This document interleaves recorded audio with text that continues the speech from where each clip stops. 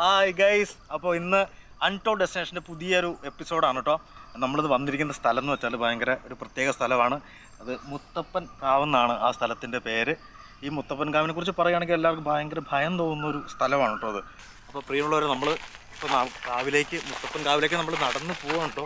ഈ ഒരു സ്ഥലത്തിനെ ആളുകൾ ഭയങ്കര ഭയത്തോടെ ഉണ്ടോ കാണുന്നത്. കാരണം ഇതിനെപ്പറ്റി ഒരു പഴയൊരു കഥയുണ്ട്. അതായത് കുറച്ച് നാളുകൾക്ക് മുമ്പ് ഈ സ്ഥലം ഒരു ആദിവാസികൾ മാത്രം താമസിച്ചിരുന്ന ഒരു പ്രദേശമാണെന്നാണ് അറിയാൻ കഴിഞ്ഞത്. അന്നുണ്ടായിരുന്നവരുടെ വിശ്വാസപ്രകാരം മരിക്കാൻ ആഗ്രഹിക്കുന്ന ആളുകൾ ഇവിടെ വന്ന് മരിച്ചു കഴിഞ്ഞാൽ ഇവിടുത്തെ ദൈവത്തിന് ജീവൻ സമർപ്പിച്ചു എന്നാണ് പറയുന്നത്. അപ്പോൾ സോഷ്യൽ മീഡിയ വഴി മറ്റുള്ള ഈ സ്വീകാര്യത മൂലം ഇവിടെ ആത്മഹത്യ ചെയ്യാൻ വരുന്നവരുടെ ഒരു സ്ഥലമായിട്ട് ഈ സ്ഥലം മാറിയിട്ടുണ്ട്. ഈ കാവും ഇവിടുത്തെ ആചാരങ്ങളും എല്ലാം ഒളിഞ്ഞും തെളിഞ്ഞും ഒക്കെ ഇന്നും നിലനിന്ന് പോവുകയാണ്.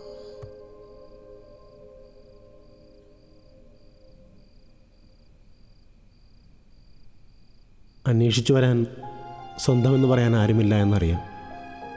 എങ്കിലും ആരെങ്കിലും വന്നാൽ അവർക്ക് വേണ്ടി ഇനിയൊരു മടങ്ങിവരവ് സാധ്യമല്ലാത്തൊരിടത്തേക്ക് ഞാൻ പോവുകയാണ്. എന്നെ അന്വേഷിക്കേണ്ടതില്ല എന്ന് ഹരിനാരായണൻ.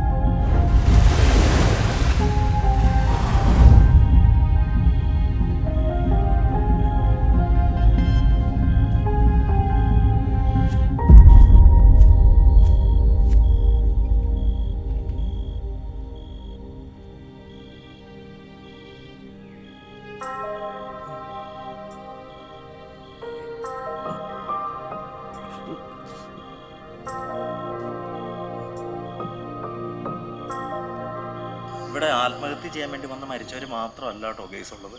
അതായത് ഈ സ്ഥലം ഒരു കൗതുകത്തിന് വേണ്ടി കാണാൻ വേണ്ടി വന്നിട്ട് മറ്റു പലതും കണ്ട് അങ്ങനെ മരണപ്പെട്ട സംഭവങ്ങളും ഇവിടെ ഉണ്ടായിട്ടുണ്ട്. നാട്ടുകാർ പറയുന്നത് ഇവിടെ മരിച്ചവരുടെ ആത്മാക്കളെല്ലാം ഇവിടെ തന്നെ ഉണ്ടെന്നാണ്.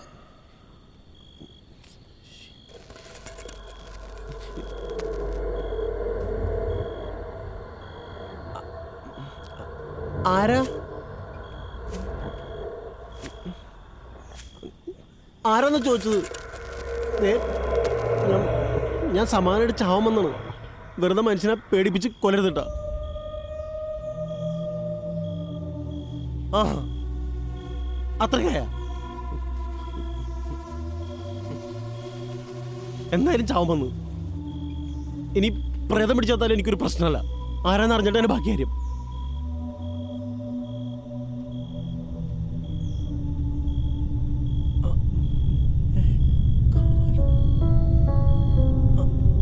കണ്ടു.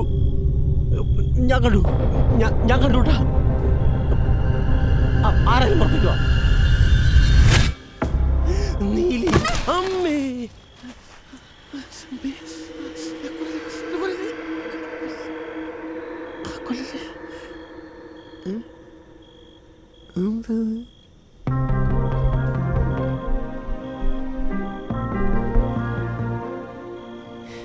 ചുരിദാറിട്ട് നീലിയ.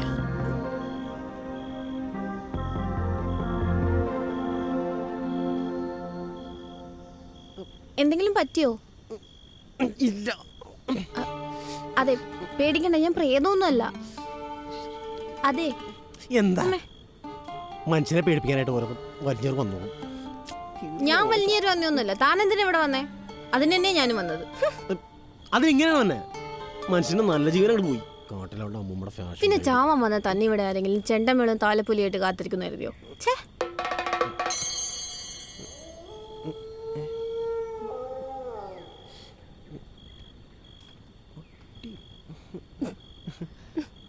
തനിക്ക് ആവുന്ന പണിക്ക് പോയാൽ പോരെ. തന്നെ കണ്ട് ഇതിനൊന്നും പറ്റൂല. പോലീസ് അങ്ങനെ വരുന്നതിന് മുമ്പ് വീട്ടിൽ പോകാൻ നോക്ക്. ദേ, വീട്ടിൽ പോണ കാട്ടി പോണൊക്കെ ഞാൻ തീരുമാനിച്ചോളാം. മനസ്സിലായ? തന്നെ കാര്യം നോക്കി പോകാൻ നോക്കി. ഓ,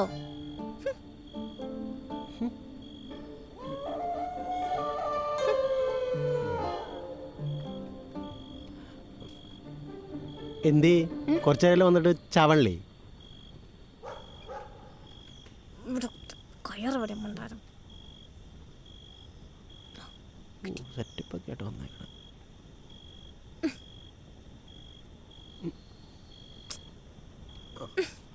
അതെ, ആവുന്ന പണിക്ക് പോയാ പോരെ. എന്തൊക്കെയാ ചെയ്യുന്നത്? ആ പട്ടൻ്റെ അടി പൊക്കോണ്ട്. അതുകൊണ്ടായിരിക്കും ഇത്രയും നേരം ഇവിടെ കിടന്ന് മുങ്ങിക്കൊണ്ടിരുന്നത്. ഒന്നുമില്ല. തനിക്ക് പറ്റുമെങ്കിൽ ഇതൊന്നും കെട്ടിത്താ. തരാം. ഓരോരോ ശല്യങ്ങൾ സംവാരടിച്ചാവാനും സമ്മതിക്കില്ല.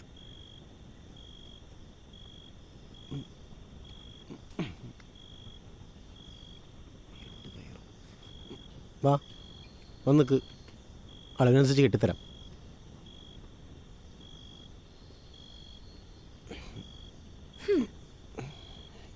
തന്റെ കൈയൊക്കെ വറക്കുന്നുണ്ടല്ലോ. തന്നോട് എന്നെ താലി കെട്ടാനൊന്നുമല്ലല്ലോ പറഞ്ഞേ. എന്തിനാ ഇത്ര പേടിക്കുന്നേ? പെട്ടെന്ന് കെട്ട്. കെട്ടിയുണ്ട്. എന്താ ചായക്കോ?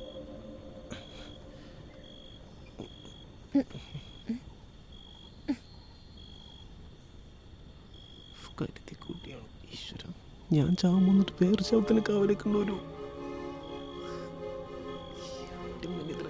അനക്കൊന്നുമില്ലല്ലോ. ഊഞ്ഞാലാടണം. താന്ത മരിക്കണല്ലേ? ഞാൻ ചെന്നിട്ട് തനിക്ക് എന്താ ഇപ്പൊ അത്യാവശ്യം? ചുമ്മാ ആളെ വടിയാക്കട്ടെ. ഞാൻ അയ്യോ ചാവുന്ന കൊലക്കുറ്റത്തിനകത്തായനെ.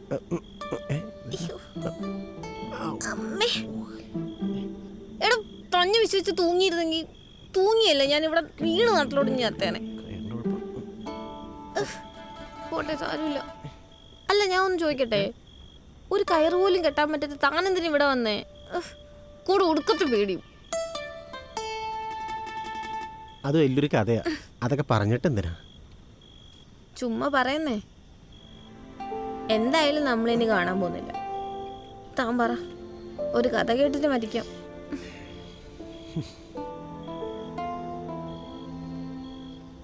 ചിരിക്കാതെ തന്നെ ഇവിടെ എത്തിച്ചെന്താന്ന് പറയടോ. ഐഷ.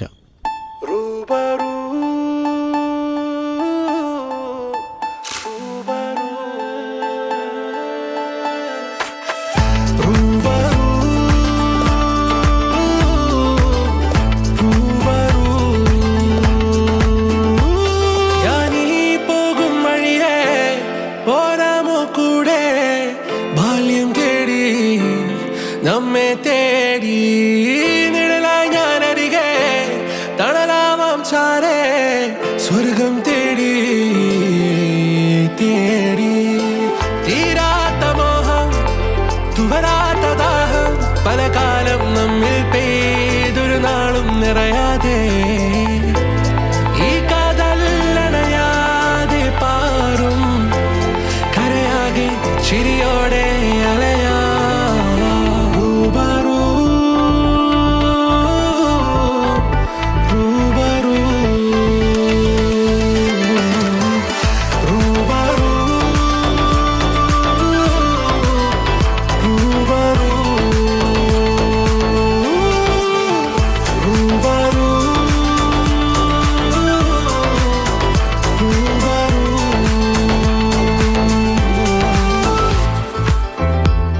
തിരയേറും മനമാകെ നിറമായി ഇളമയിൽ മഴ ചാറും കുളിരായി കനവാണോ നിനവാണോ പുതിയ തെളിവാനം നുകരാൻ തീരാത്ത മോഹം തുവരാത്ത ദാഹം പല കാലം നമ്മിൽ പെയ്തൊരു നാളും നിറയാതെ ഈ കാതല്ലണയാതെ പാറും കരയാകെ ചിരിയോടെ അലയാ ഏകം സത്യം ഈ പ്രപഞ്ചം ചിരകാലം സ്നേഹം പുണ്യം പാരിൽ കാണും മതിമോദം ഈ കാറ്റും പുഴയും മലയും വയലും സ്ഥിതി ധന്യം സർവം വർണ്ണം നിറയുന്ന മമഗേഹം ഏകം സത്യം ഈ പ്രപഞ്ചം ചിരകാലം സ്നേഹം പുണ്യം പാരിൽ കാണും മതിമോദം ഈ കാറ്റും പുഴയും മലയും വയലും സ്ഥിതി ധന്യം സർവം വർണ്ണം നിറയുന്ന മമഗേഹം പെട്ടെന്നായിരുന്നു എല്ലാം മാറിയത്. എനിക്കിപ്പോൾ ഇതേ മാർഗമുള്ളൂ ഹരി. ഇതിനാണ് ആയിഷ നമ്മൾ ഒന്നിച്ചത്, എല്ലാം പാതിയിൽ ഉപേക്ഷിച്ചിട്ട് പോകാനായിട്ട്. ഹരി, ഞാൻ പറയുന്നതൊന്ന് മനസ്സിലാക്ക്. നമ്മുടെ ജാതി, മതം, കുടുംബം, എൻ്റെ വീട്ടുകാർ, അവർ നിന്നെ ഒരിക്കലും അംഗീകരിക്കാൻ പോകുന്നില്ല. എൻ്റെ ഇഷ്ടം കൂടെ അവർ നോക്കുമെന്നാണ് ഞാൻ ഇത്ര നാളും വിചാരിച്ചിരുന്നത്. പക്ഷേ എനിക്ക് തെറ്റി. അവർക്ക് വലുത് അവരുടെ അഭിമാനവും അന്തസ്സും മതവും ഒക്കെ തന്നെ. ഇനി ഞാൻ നിൻ്റെ കൂടെ വരണമെങ്കിൽ ഞാൻ അവരെ മറന്നു വരണം. അതെനിക്ക് പറ്റില്ല. ആയിഷ, മതി ഹരി, ഇതിവിടെ നിർത്താം. Good bye.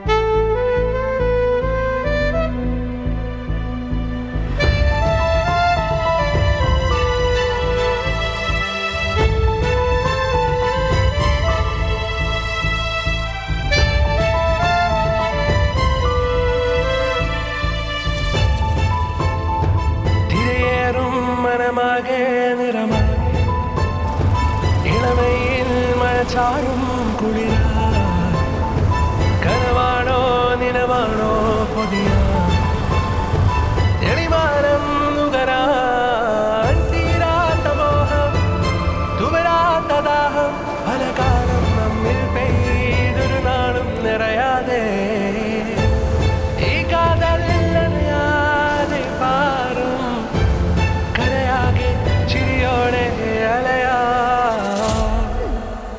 അപ്പം അതാണ് കഥ. ഇനിയിപ്പോൾ താ അവിടെ നിന്ന് എൻ്റെ കാലിനോട് പറ, അതൊരു കേൾക്കട്ടെ. ഏറെക്കുറെ ഇതുപോലൊക്കെ തന്നെ. ആ, തന്നിട്ടേ ചോദിതാരാ? പോയിട്ടൊന്നുമില്ല, പക്ഷേ ഒന്നും പറയാൻ പറ്റാത്ത അവസ്ഥയിലുള്ളത്. ആഹാ, അല്ല ആളാരാ?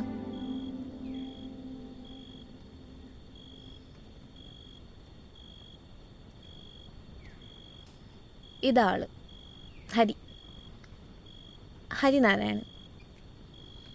ഏ, ഇത് ഞാനല്ലേ? അതെ, താൻ തന്നെ. ഞാനങ്ങനെ തന്നെ. തനിക്കൊരു നിത്യ ഓർമ്മയുണ്ടോ? ആകെ ഒരു നിത്യം എനിക്കറിയുള്ളൂ.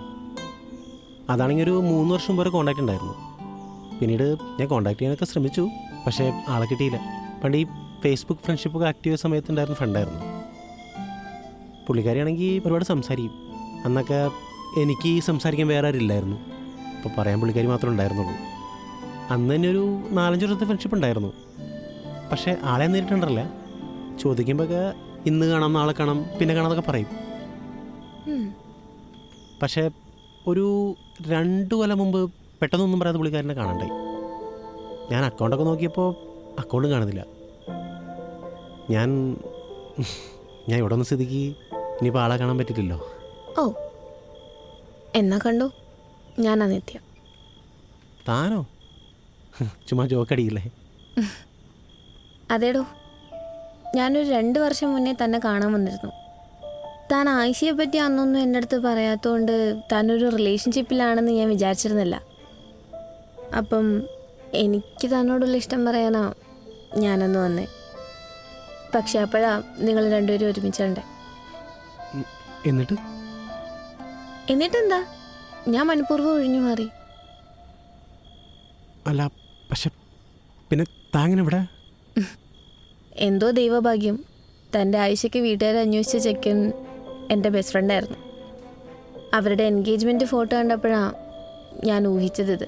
എനിക്ക് തോന്നിയായിരുന്നു താൻ ഈ ഒരു സിറ്റുവേഷനിലായിരിക്കും ഉണ്ടാവുകയെന്ന്. തന്നെ എനിക്കറിയാലോ.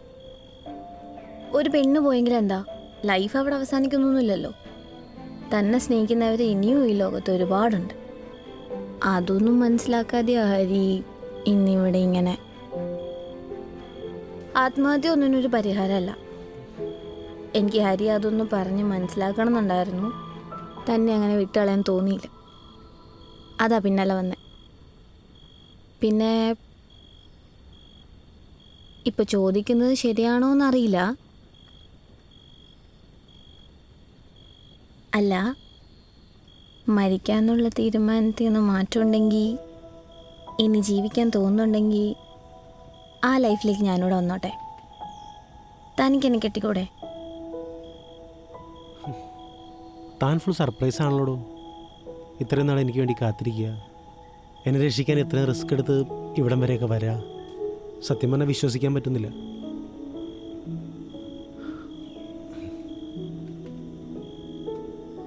പിന്നെ മരിക്കാൻ വന്നപ്പോൾ വരെ കൂടെ വന്ന ആളോടൊപ്പം ഒരുമിച്ച് ജീവിക്കാൻ പോകുന്നത് തെറ്റായിട്ട് എനിക്ക് തോന്നുന്നില്ല.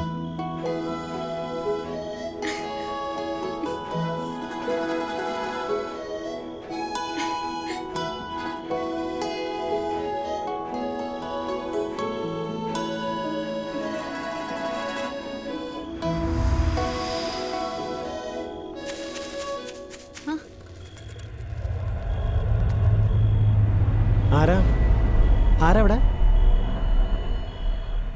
ഹരി അങ്ങോട്ടൊന്നും പോണ്ട. അതാരാന്ന് പോയി നോക്കട്ടെ. ഇതേപോലെ ആരെങ്കിലും ചാവാൻ വന്നാണെങ്കിലോ?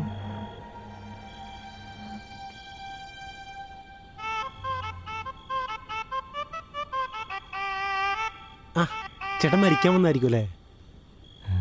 വന്നേ പറയട്ടെ, വാ. ചേട്ടൻ എടുത്തിയാടി ഒന്നും ചെയ്യരുത്. എല്ലാ പ്രശ്നങ്ങൾക്കും ഒരു പരിഹാരമുണ്ട്. ചേട്ടൻ നമുക്ക് 1000 പ്രശ്നങ്ങളുണ്ടാവും, എന്ന് കരുതി നമ്മൾ തളരരുതൊരിക്കലും. ഞാനിതുപോലെ മരിക്കാൻ വന്നതാണ്. പക്ഷേ ദേ ഇവിടെ എൻ്റെ തീരുമാനം മാറ്റി. അതേപോലെ ചേട്ടനും ആരെങ്കിലൊക്കെ വരും തീരുമാനം മാറ്റാനായിട്ട്. അതിന് പറ്റൂല ബ്രദർ. ഞാൻ ഓൾറെഡി ഒന്ന് മരിച്ചതാ. ഇനി എന്നെ രക്ഷിക്കാൻ ആരുമല്ല. എന്നുവെച്ചാ ഞാൻ നിങ്ങളെ എൻ്റെ അടുത്തേക്ക് കൊണ്ടുപോകാൻ വന്ന. എങ്ങോട്ട്? വാ, എൻ്റെ കൂടെ കൊണ്ടുപോകാൻ. നമുക്ക് പോയാലോ?